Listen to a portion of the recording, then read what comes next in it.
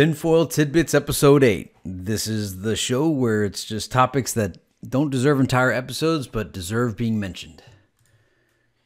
The plain language movement. Anti-Obscuratantism. I am a huge supporter of this. I despise people that try to make life complicated. Life is complicated enough than to have people intentionally obscuring details, hiding, confusing things on purpose. Those are called obscurantants. I am anti-obscurantant, and I like plain language. I think the laws, the taxes, all that is way too complicated. Make it simple. I'm a college graduate, and I pursue knowledge and truth all the time.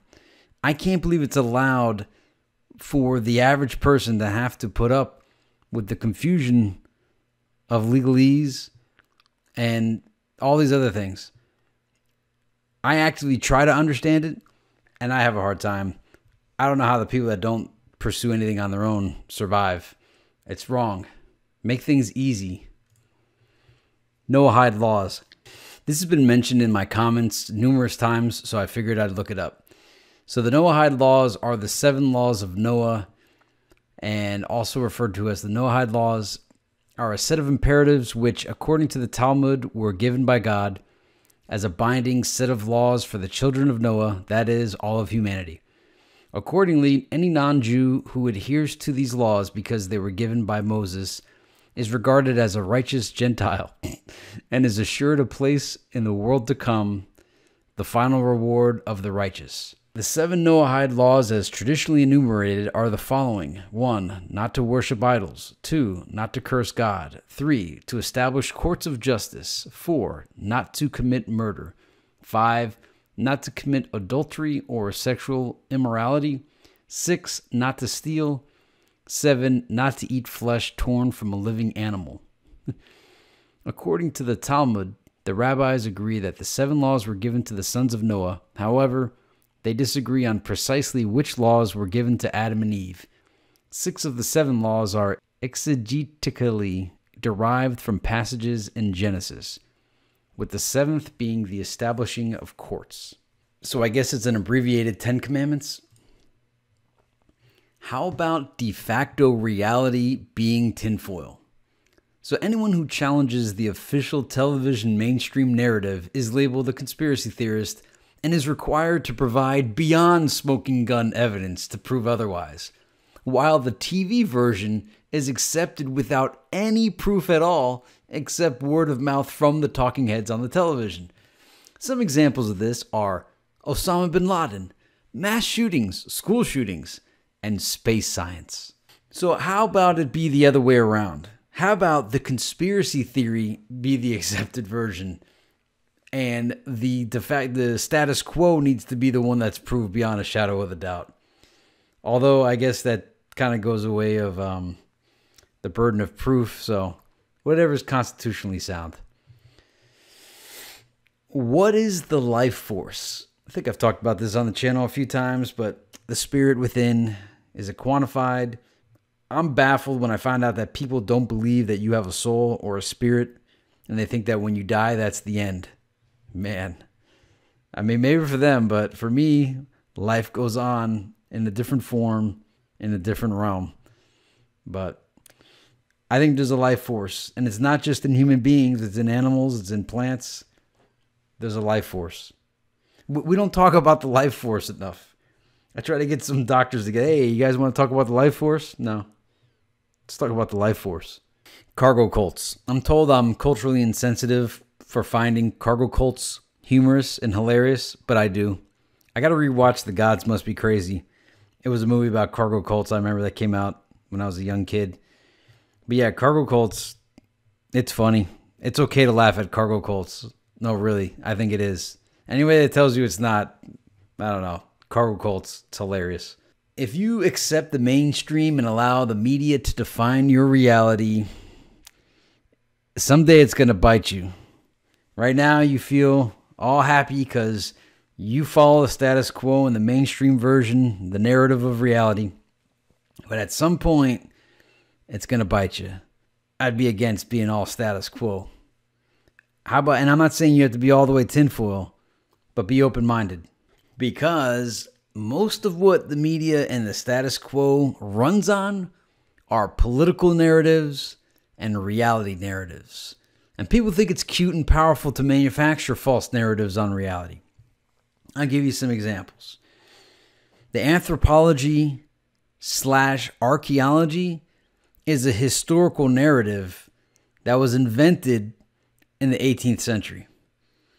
You have the religious narrative, the outer space narrative. Here's a narrative that everyone just believes blindly, that the Earth is 4.5 billion years old and that the universe is like 14 billion years, whatever. How do they know? They don't have a time machine. It's a narrative that they've crafted, and they have to make everything go along with it. The biggest narrative is the one of evolution. They had to invent dinosaurs to push that. They had to invent this long age of the universe. They invented carbon dating. They've gone a long way for the evolution narrative. And Russia, collusion narrative, political narrative.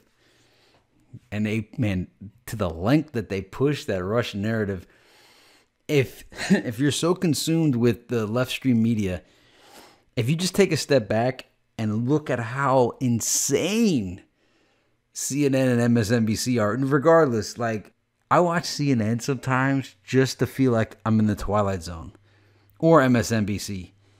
I mean, it's like 24 hours of them just trying to find anything. I watched them the other day with these the Cohen tapes. They're dissecting every second of it, trying to find anything. They bring all these experts on. The experts are like, yeah, I don't think you got anything legal there. And they kept trying to keep and manufacture this narrative. They have to manufacture narratives. Breathe right strips really help. Not only did they open my passages, but they also caused my nose to stop running. It was weird. It had like a physiological effect on me. I wish there was like a procedure I could do to make my nose permanently the way it is with the Breathe Right strips. Everyone has a cell phone. Anything is possible. You could get tech into everyone's hands. Any limitations of we can't, don't allow it. And if anybody ever says we can't do that or it's not possible, question them. What are they trying to prevent? The evil Minnie Mouse in my closet. I had a dream the other night of an evil Minnie Mouse slowly closing the closet door, making a menacing look at me. Here's a comment I enjoyed from the video The Quest, Find the Door. Truth Dog replied, in the Super Mario games, you can access invisible doors which are activated by things called P-switches. These doors are blue like the one in the Truman Show. And yeah, Super Mario World had so much going on in it. The P-switches, the ghosts that follow you when you're not looking at them, and then when you look at them, they freeze. It's like superposition theory in quantum mechanics, that when you're not looking, it's a wave of possibility, and when you look at it, it becomes a particle. So many metaphorical things in the game. Yeah, so I'm with you, Truth Dog, and thanks for that comment. The Paperless Society. What happened to the Paperless Society? So this was something I posted on Facebook. I vividly remember in 1995, the buzzword was a paperless society. And here we are 23 years later. Do we even have e-paper with e-ink available to us? Even though we saw it existed in 1995. Oh, we have the Amazon Kindle. Hardly e-paper. E-ink, yes, but not e-paper. And the e-ink has only been used with Kindle and nowhere else. On the real. What the heck? The future was delayed. You filled my head as a teenager with this quest of making the world a better place and then just turned it off. I'm turning it back on. Bring back the future. All of you. Wake up call. It is 2018. 2018!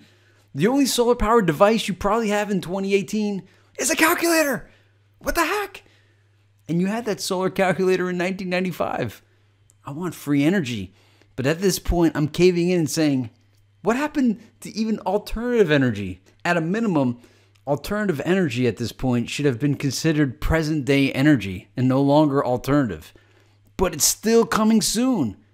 I don't want to hear about your fake global warming if you're not talking about free energy or at a minimum alternative energy. Releasing the disruptive tech that has been black-shelved is the only answer I will get behind. So yeah, don't tell me about global warming if in the same sentence you're not talking about the free energy. And just a little historical tidbit on the Paperless Society. A paperless society is a society in which paper communication, written documents, mail, letters, is replaced by electronic communication and storage. The concept originated by Frederick Wilfrid Lancaster in 1978. Wow, that far back. Furthermore, libraries would no longer be needed to handle printed documents. Librarians will, in time, become information specialists in a deinstitutionalized setting. Lancaster also stated that both computers and libraries will not always give us the information that other people in living life will. Wow, so since 1978, they were talking about a paperless society. And here we are, and that was in 78. This is 40 years later. 40 years later. 40 years later, we don't have a paperless society. 40 years. 40 years to make a paperless society, and we don't have it. 40 years. They put a man on the moon in 10 years, if you believe that. And we can't get a paperless society in 40? All right, on July 7th, I made this Facebook post, How Tinfoil is Winning. The top 2 results for Jalen Rose on YouTube are MK Ultra and Robot. And when he addressed it on TV, all of the comments in the comment sections said, deflection! I salute you tinfoilers out there. So look, I typed in Jalen Rose, and the autofill was MK Ultra was the #1 result, and Robot was the second. Now, I know this is like an inappropriate one to call Jalen Rose a robot or a clone or an MK Ultra mind control. But there's something really funny about the phrase when clones malfunction. There's a video out there, I think it's called When Clones Malfunction. It's one of the funniest videos I've ever seen. The guy's like, man, look at this clone shit, man. It's clone, straight clone. And then the Jalen Rose video, the guy's like, hey, look at Jalen Rose, man. My man he froze. Yeah, man. The clone thing and the malfunctioning, the clone malfunction is really funny to me. But the point here is I'm just happy to see that people are rejecting the mainstream version of reality because it's a narrative and they try to program you and require you to submit to their version of reality. And people have just chosen on their own to believe that everything is clones and robots. And for the time being, I'm okay with that. Maybe in a little while, we might want to go back to really examining reality accurately. But as a response to the nonstop lies that the mainstream media provides, I think it's good to let them know what it feels like when we refuse their version of reality and then blanket it with our version. Because that's what they do. And you see, the finger gets pointed at the conspiracy theorist tinfoiler for doing this. But it's completely acceptable when they do it, when they require you to believe in the false flag events. But you want to call Jalen Rose a robot, and how dare you? It's so inappropriate. And it's like, well, how inappropriate is it for you to force me to believe in a version of reality that I don't buy? And you have all these news stations and newspapers printing it over and over again, beating it into our heads, and then socially requiring us to believe in it. Otherwise, we're bad people. So we're letting you know what it feels like. In the time being, if you want to see what it is like, Jalen Rose, he's a robot and clone. And if you don't believe that, well then, you're wrong. So sorry to Jalen Rose, but I'm trying to make the point here. How come they get to require you to believe reality, but when we do it, it's not acceptable? So that's what this one's about. And cheers to you guys. When clones malfunction. And again, here's another of my attacks on the progressives and the left. Because I say a lot of things on here, on my channel. Like nearly everything I promote seems like it's something that socialists would talk about. But I always go against them because I don't feel like they go far enough. So here's an ad. This is what they're pushing. End cash bail, end solitary confinement, legalize marijuana, end the prosecution of children as adults, release police misconduct records, end arrest for low-level offenses. This is what's most important to them. Nowhere on this is ending artificial scarcity or releasing the free energy tech or the 3D printers, or the black shelf technology, or the biotechnology. Criminal rights are more important than freeing mankind. That's why I don't like them. They're not liberal enough for me. They want to talk about global warming, but they don't want to talk about releasing free energy that would stop all carbon emissions and make carbon emissions completely obsolete. They'd rather tax and extort the corporations instead of completely solving the problem. So I don't want to hear about any of that global warming or nothing until you start talking about artificial scarcity, releasing the free energy, releasing the black shelf technology, releasing the biotechnology, releasing the 3D printer, making it so that humankind is absolutely independent and invincible and live forever. Until then, I just think you guys are extortion artists. And I'm allowed to. I'm trying to force your hand to my agenda because you guys always try to force our hand to your agenda. I'm reversing the game. And we'll wrap it up with a fun one. So Erin Christine commented on the 33 continents after the flat earth ice wall as the breakaway civilization. She said, "Whenever I see this map, it reminds me of M. Night Shyamalan, The Village. I remember this from when I was a kid, other lands. I remember looking at a map as a kid and thinking, there's more than this. You just have to travel further. I used to always think there was more to discover until someone told me no." So I salute you. We need to regain the explorer spirit that was once within us. We need to be the explorers again. Challenge reality, question reality. And this has been another episode of Tinfoil Tidbits. Leave a comment if you like. May the force be with you.